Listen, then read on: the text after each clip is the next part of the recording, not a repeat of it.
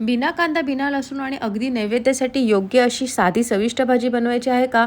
मग आज आपण बनवणार आहोत फरसबीची झटपट आणि स्वादिष्ट नैवेद्याची भाजी. चला सुरुवात करूया. एका पॅनमध्ये मी 2 चमचे तेल टाकलं आहे आणि फोडणीसाठी मी जिरं आणि मोहरी घेतली आहे, एक अर्धा टीस्पून, आणि ती मी फोडणीला टाकली आहे. आणि आता ती मी तडतडू देणार आहे. ती आपल्याला थोडीशी परतून घ्यायची आहे. आपण ती परतून घेणार आहोत. त्यानंतर आपण टाकणार आहोत थोडंसं हिंग, एक पाव चमचा हिंग आहे ते सुद्धा तडतडून घ्यायचं आहे आपण. मग आपण टाकणार आहोत कढीपत्ता आणि मिरची. तुम्हाला किती तिखट हवे, मी या 2 मिरच्या घेतल्यात आणि 5-6 पानं कढीपत्त्याची आहेत, ती सुद्धा परतून घ्यायची आहेत. गॅस मीडियम ठेवायचा आहे. आणि हे सुद्धा ॲरोमा खूप छान आला आहे. छान मिरचीला परतून घ्यायचं आहे चांगलं. की आपण वाटीभर कोथिंबीर चिरून घेतली आहे, ती सुद्धा टाकून घ्यायची आहे फोडणीमध्ये, ती सुद्धा परतून घ्यायची आहे. ही छान परतून घेतल्यानंतर याचा ॲरोमा खूप छान येतो. आणि त्यानंतर आपल्याला टाकायची आहे हळद. ही पण पाव चमचा हळद आहे, ती सुद्धा परतून घ्यायची. आणि फरसबी बारीक करून घेतली आहे मी, ती टाकायची आहे याच्यामध्ये. गॅस आपल्याला कमीच ठेवायचा आहे. ती सुद्धा परतून घ्यायची आहे.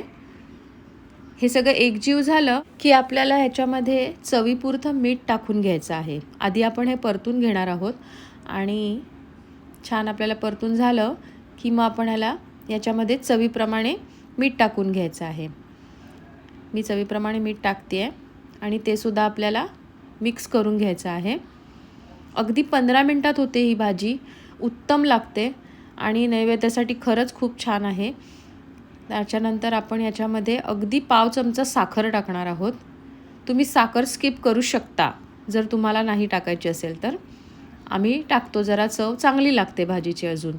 आणि हे पण आपल्याला साखरसुद्धा याच्यामध्ये छान परतून घ्यायची. आणि शेंगदाण्याचा कूट घालायचा आहे. खोबरं घालू शकता, ओलं खोबरं तुम्ही. माझ्याकडे आता अवेलेबल नव्हतं म्हणून मी शेंगदाण्याचा कूट घालून घेते. शेंगदाण्याचा कूटसुद्धा खूप छान लागतो. शेंगदाण्याचं कूट मी 1 चमचा भरून घातलं आहे, अर्धा चमचा असं 2 वेळा घातलं मी. आणि ते सुद्धा मी आता छान परतून घेते. गॅस मीडियमच ठेवायचं आहे आपल्याला. आणि हे छान परतून घ्यायचं आहे. आणि मग याच्यामध्ये एक छोटं वाटीभर पाणी मी याच्यात टाकून घेणार आहे. हे गरम पाणी आहे आणि ते सुद्धा परतून घ्यायचं आहे. गॅस एकदम बारीक करून आपल्याला ही भाजी झाकून ठेवायची आहे. आणि झाकून ठेवून ती वाफेवर चांगली शिजवायची आहे. आपण पाणी घातलं तेवढंच पाणी घालायचं आहे, पुन्हा पाणी घालायचं नाही आहे. थोड्या वेळाने आपल्याला ती उघडून बघायची आहे आणि पुन्हा एकदा परतायची आहे. त्यात पाणी आहे का बघा, पाणी पूर्ण निघून गेलेलं आहे. आणि खूप छान अशी भाजी झालेली आहे तयार आपली.